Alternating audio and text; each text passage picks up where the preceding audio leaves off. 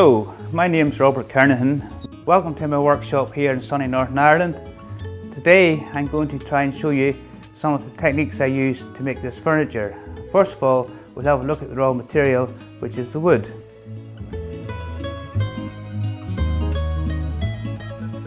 This is some of the wood I like to use when I make my furniture. All my furniture is made out of hardwoods. This here is a piece of curly maple.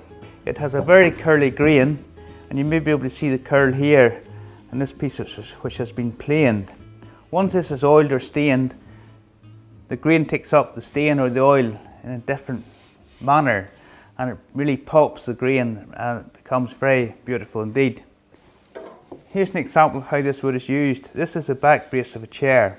The front surface is maple, the middle bit 2 laminations of ash, which makes it very flexible, and the back has a walnut accent. So that's some of the woods which I use.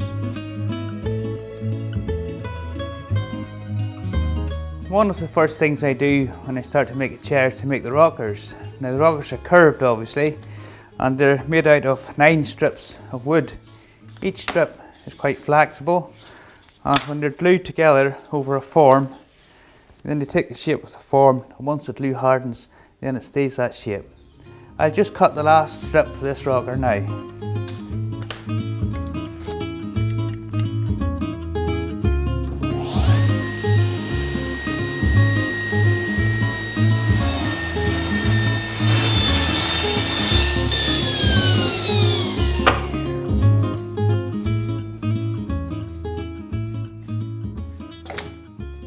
This is the form for the rockers. Rocker strips go on like this here. We obviously put glue in between them, and once they're all on, we clamp them down with this piece on top. Apply a clamp and let the glue harden for 24 hours. So obviously we don't have time to do that. So here's one which just came out of the form yesterday.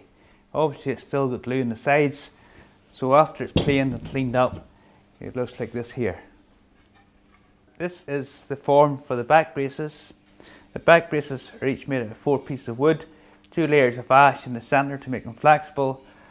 A layer of the wood the chair is going to be made from at the front, and in this case there is a contrasting piece of walnut on the back. This makes the back braces very flexible. This is one of the key features which makes the chair so comfortable. Once the back braces come out of the form and the glue is dried, then they're all individually shaped. The grain is also chosen for the back braces so it runs naturally across the back of the chair. You can see here the dark grain here has a mirror image from this back brace to this one. That's how the back braces are made. Let's have a look at how the seat is shaped.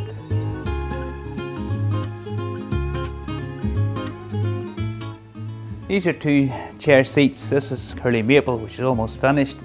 This one is only half finished and requires a bit more grinding. This grinding is done by hand, and it's very important to get this side of the seat the same shape as this side of the seat. Okay, that's how the seat's done. Let's show you how the back legs are sawn on the bandsaw. This is a back leg ready to be fitted to a chair. This is sawn out of a piece of wood. In fact, it's a substantial piece of wood here. It takes about 35 board feet to make a rocking chair. So I'll just saw this leg out now on the bandsaw.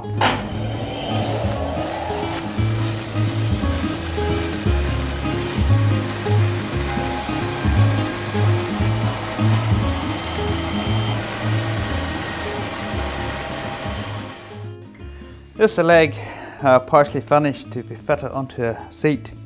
You can see there's a lot of shaping goes on. Whenever the leg comes off the bandsaw, it's totally square, so it all has to be rounded over and rounded over here, and then the joint has to be cut carefully and fitted to the seat. We've had a look at some of the major components which goes to make a chair. Now it's going to be very interesting to see if these things will actually fit together.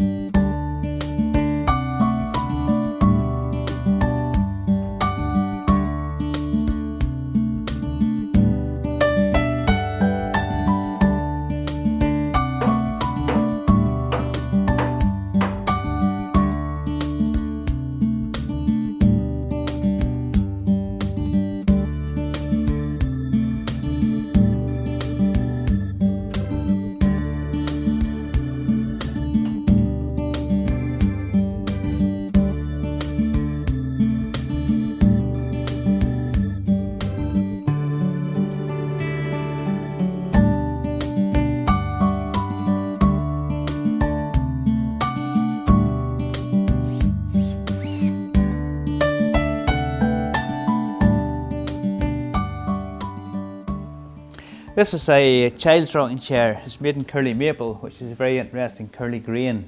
It's a very fine wood and it's lovely to work with.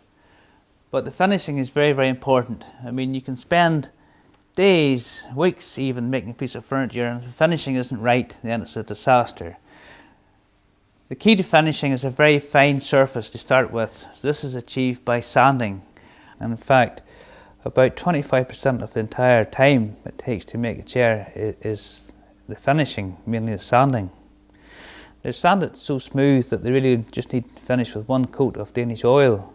On the darker woods, the white maple chairs, we finish those in Osmo oil because the Danish oil tends to yellow them too much.